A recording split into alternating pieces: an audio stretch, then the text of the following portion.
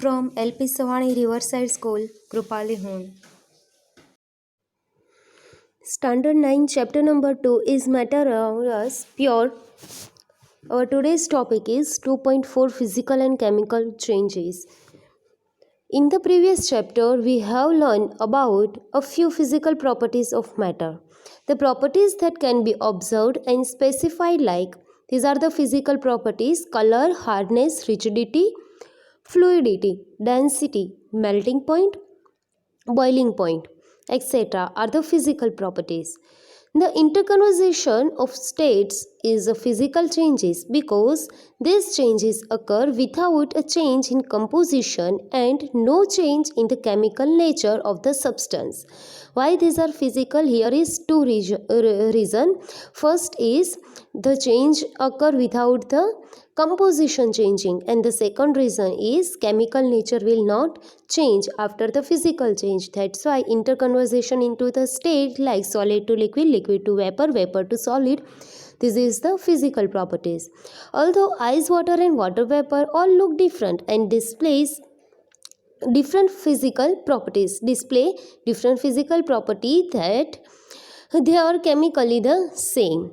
Both water and cooking oil are liquid, but the chemical characteristics are different. It means in the liquid state it may possible different characteristics of different substance, but in solid or liquid compared to liquid, just like ice and water vapor, both have same chemical structure. Even if one is solid and one is the gas, they differ in odor and inflammability. Inflammability, ability to get fire, ability to catch fire. We know that oil burns in air whereas water extinguishes fire. We are using water to stop the fire while oil will be promote the fire. It is this chemical property of oil that makes it different from the water. Burning is a chemical change. During this process, one substance reacts with another to undergo a change in chemical composition. Chemical change brings change in the chemical properties of matter and we get new substance. What is chemical change? By the conversion with the help of chemical change, you will get new product whose chemical structure will be totally different from the reactant. A chemical change is also called a chemical reaction. Suppose hydrogen and oxygen both are different gases which have different properties than each other, and oxygen will promote the fire and hydrogen is also inflammable, but with the combination of both hydrogen and oxygen, H2O means water will form, and water having the different chemical structure which is used to stop the fire. You can say that extinguish fire. It is the chemical change which I give the example to you now. During burning of a candle, both physical and chemical changes takes place. Can you distinguish this? Means what chemical and physical change will change is during the candle burning you have to write it. What are the types of pure substances? Here are some. Let's see.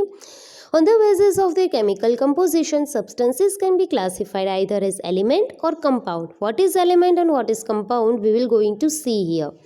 Elements. Robert Boyle was the first scientist to use the term element in 1661. Antony Laurent Lavoisier. It is also one name of the scientist, 1742 to 94. A French chemist was the first to establish an experimental use for definition of an element. He defined an element as a basic form of a matter that cannot be broken down into simpler substances by chemical reaction. It means even if you are doing the chemical reaction, you will not able to break down that smallest part of the particle, that is called element. Matter that cannot be broken down into simpler substances. You cannot break the matter that much small and that much singular substance which is not able to broken down. It is called it is called element. Element can be normally divided into metals, not metals, and metalloids. These are three kind of the elements. First one is metal, non-metal, and third one is the metalloids. Metal we know it already, metal and non-metal we are aware of. Metal usually shows some or all of the following properties. These are the properties of the metals. They have luster, shine. They have silvery grey or golden yellow color mostly. They conduct heat and electricity in a different variety as per different matter. They are ductile, can be drawn into wires. They are malleable, can be hammered into thin sheets. And they are sonorous, produce the sounds, make a ringing sound when it heat. Example of metals are gold, silver, copper, iron, sodium, potassium, etc. Mercury is the only metal that is liquid at a room temperature, and except mercury all are in the solid form. Non-metals usually show some or all of the following properties. It is the property of non-metals. They display variety of colors. They are poor conductor of heat and electricity. They are non-lustrous, sonorous or malleable. Examples of non-metal are hydrogen, oxygen, iodine, carbon in the form of coal or coke, bromine, chlorine, etc. Some elements have intermediate properties between those of metals and non-metals. They are called metalloids. Means some element which are produce sound when they are heat, ringing sound, but they cannot conduct the heat and electricity. It means some element which have some properties of metal and some property of non-metal, that elements are known as metalloid. In a simple way, the define is some elements have intermediate properties between those of metals and non-metals. They are called metalloids. It is the define of metalloids. And examples are boron, silicon, germanium. These three are example of the metalloids. Now let's see about the compounds. A compound is a substance composed of two or more elements. With the help of two or more elements which is formed, it is called the compound. It means element is the basic unit of the compound. With the help of two or more element, what will form? Compound. Chemically combined with one another in a fixed proportion. Fixed proportion means in a perfectly decided ratio. If elements are bind with each other, then it will called compound. What do we get when two or more elements are combined? Let's see. By the activity, divide the glass into two groups, give 5 gram of iron fillings and 3 gram of sulfur powder in a china dish to both the groups. What you have to do? Divide the glass group into two groups. 5 gram of iron filling and 3 gram of sulfur powder will remain with both the groups. Group 1 mix the crushed iron fillings and sulfur powder. Group 1 will mix both the thing. Group 2 mix the crushed iron fillings and sulfur powder. Heat the mixture strongly till red hot. Remove from flame and let the mixture cool. Group A will just mix it and group 2 will mix it and then after heat it until it will get red hot, and then after keep it at room temperature for cooling. Now groups 1 and 2, what they have to do? Check for magnetism in the material obtained. Bring a magnet near the material and check if the material is attracted towards the magnet. Compare the texture and color of the materials obtained by the groups. It means then after by this separate activity of group 1 and group 2, in the third step what you have to do is the same steps. With the help of magnet, you have to check magnetism, if ion is attracted with a magnet or not, and then after this following steps. Compare texture and color. Add the carbon disulfide to one part of the material obtained, stir well and a filter. Add dilute sulfuric acid means H2SO4 to dilute hydrochloric acid. You can use H2SO4 or HCl, any one of these, to the other part of the material obtained. You just have to add it. Perform all above steps with both the elements separately. Okay, you have to perform this activity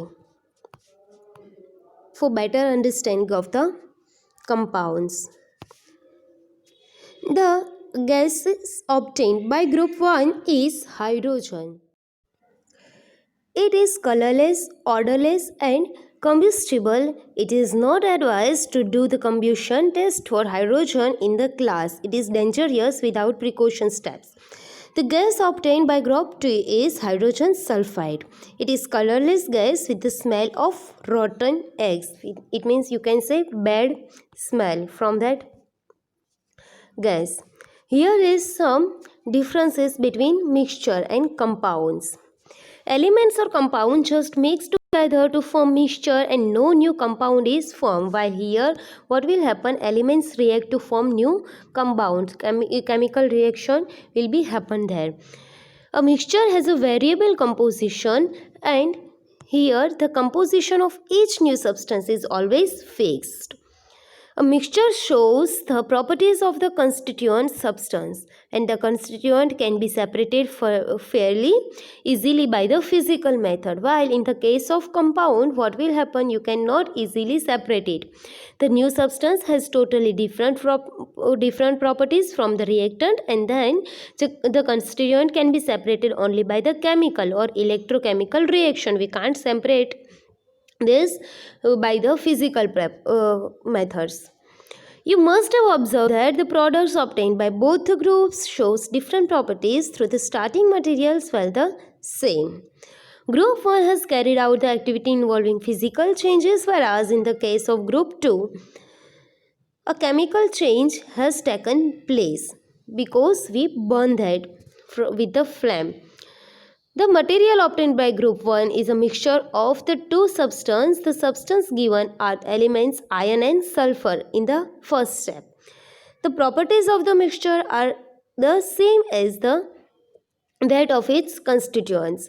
The materials obtained by group 2 is a compound, and the material obtained from group 1 is the mixture, because the iron and sulfur will not get lost their own properties, while in the case of group B, iron will not attract with the magnet. It means its property is lost totally. So that we can conclude that is chemical changes occurred. On heating the two elements strongly, we get the compound which has totally different properties compared to the combining elements. The composition of a compound is the same throughout. Composition were same in both the cases. We can also observe that the texture and the color of the compound are the same throughout. Thus, we can summarize a physical and chemical nature of the matter in a following graphical organizer. See here, this one is matter, solid, liquid or gas. Pure substances of the matter are elements and the compounds. Elements cannot broke down into a simple substance, as we seen already. Here is given the example, and compound means have fixed composition, can be broken down into elements by chemical or electrochemical reaction. These are the example of compounds. Then after, mixtures, homogeneous and heterogeneous. We will learn all this stuff in the starting of chapter, uniform, non-uniform, and these are the different examples. So now here we are finished with the chapter number 2.